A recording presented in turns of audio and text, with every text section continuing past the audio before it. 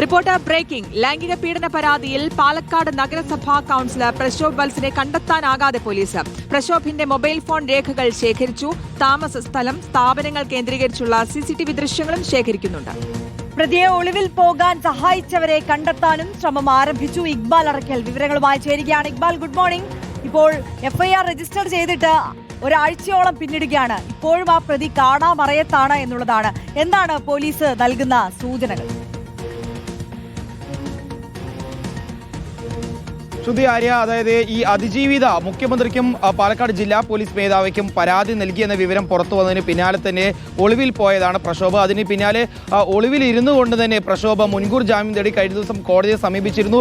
പാലക്കാട്ടെ ഒരു അഭിഭാഷകൻ മുഖേനയാണ് പ്രശോഭ മണ്ണാർക്കാട്ടെ SC/ST പ്രത്യേക കോടതിയിൽ മുൻകൂർ ജാമ്യം തേടി അപേക്ഷ സമർപ്പിക്കുകയും ചെയ്ത്. ഏതായാലും ഇതുവരെയും പ്രശോഭനെ പിടികൂടാൻ പോലീസിന് സാധിച്ചിട്ടില്ല. ഇപ്പോഴത്തെ ഒരാഴ്ചത്തോളം ആവുന്നു ഈ അതിജീവിത മുഖ്യമന്ത്രിക്ക് പരാതി നൽകിയിട്ട്. ഇതിനിടയിൽ പോലീസ് കേസെടുത്ത് പ്രശോഭനെതിരെ FIR രജിസ്റ്റർ ചെയ്യുകയും ചെയ്തിരുന്നു.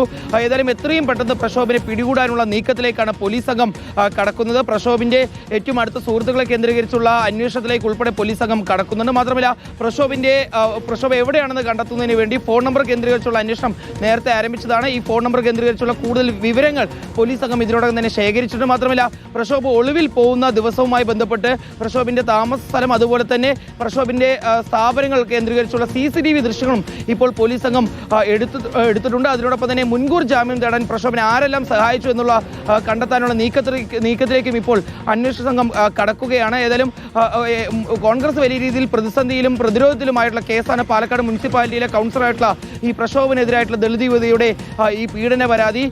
UDF-ഉം BJP-യും CPM-ഉം എല്ലാം പ്രശോഭനെ എത്രയും പെട്ടെന്ന് പിടികൂടണമെന്ന് ആവശ്യപ്പെട്ടുകൊണ്ട് വ്യാപകമായി പ്രതിഷേധം നടത്തുന്നു. പോലീസിന് മുകളിൽ വലിയ സമ്മർദ്ദമുണ്ട്.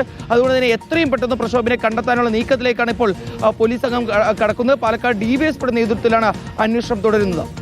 ഓക്കെ, ഇക്ബാൽ അറക്കൽ വിശദാംശങ്ങൾ നൽകുകയായിരുന്നു. എന്തായാലും പ്രശോഭനെ കണ്ടെത്താനുള്ള ശ്രമങ്ങൾ, അന്വേഷണം അത് ഊർജിതമായി നടക്കുകയാണ്.